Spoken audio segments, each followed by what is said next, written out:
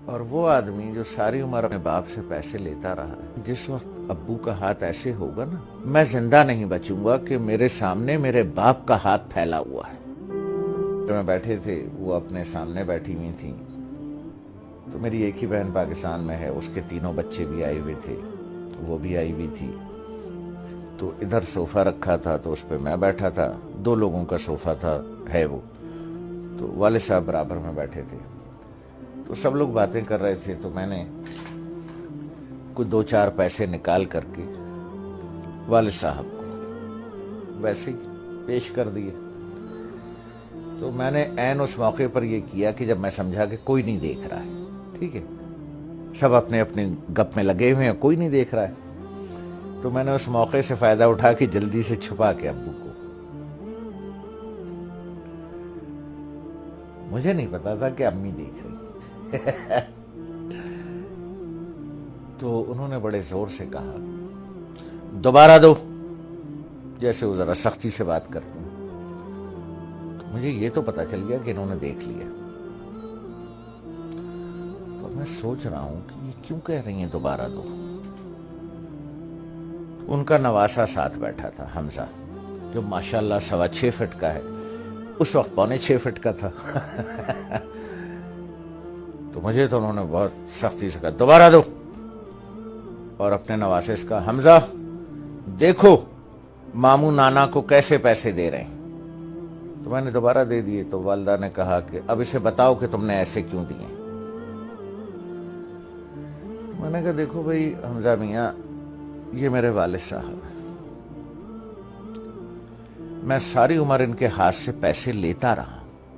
میں نے کہا حمزہ میاں، جس وقت ابو کا ہاتھ ایسے ہوگا نا، تو میں تو مر جاؤں گا، میں زندہ نہیں بچوں گا کہ میرے سامنے میرے باپ کا ہاتھ پھیلا ہوا ہے۔ اس لیے بیٹا میں ایسے دیتا ہوں یہاں رکھ کے کہ والد صاحب یہاں سے اٹھا لیں، انہیں میرے سامنے ہاتھ نہ پھیلانا پڑے۔ جس طرح سے پرانے وقتوں میں بادشاہوں کو نظر اور نیاز دی جاتی تھی نا، یوں کر کے، اور بادشاہ اگر قبول کر لے، اٹھا لے، تو وہ نیاز قبول ہو جاتی تھی۔ جیسے آج بھی مزاروں پر ادھر ادھر پیروں کو ایسے کر کے نظر دی جاتی ہے، پیر صاحب ہاتھ لگا دیتے ہیں یا کبھی کبھی اٹھا بھی لیتے ہیں، تو سمجھیے وہ نظر اور وہ نیاز قبول ہو گئی۔ تو اس لیے میں ایسے کر کے نظر پیش کرتا ہوں، چھپا کے کہ کوئی دیکھ نہ لے کہ باپ ہاتھ پھیلا رہا ہے۔ نہیں نہیں نہیں، باپ نظر قبول کر رہا ہے، اس نے ہاتھ لگا دیا تو قبول ہو گیا۔ اب وہ حدیث مبارک کا مفہوم ذہن میں لائیں، جب سرکار رحمت اللہ عالمین صلی اللہ علیہ وسلم نے بیٹے کا گریبان پکڑ کے کہا کہ تو اور تیرے پاس جو کچھ ہے تیرے باپ کا۔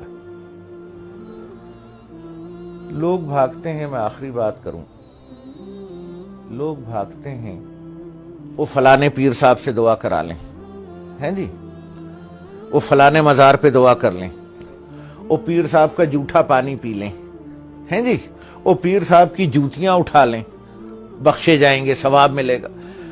ارے یار، 2 عدد پیر تمہارے گھر میں بیٹھے ہیں،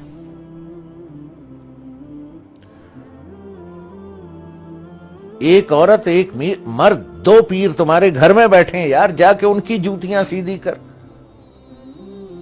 ان کا جھوٹا پانی پی، ان کے پیر دبا، پیر صاحب کے بجائے باپ کو نظر اور نیاز پیش کر، جا کے ابا کے جوتے پالش کر، ماں کی چپلیں سیدھی کر کے رکھ۔ 2 پیر گھر میں بیٹھے ہیں، ان کو چھوڑ کے اللہ کو ڈھونڈنے کہیں اور جاتے ہو، شرم نہیں آتی؟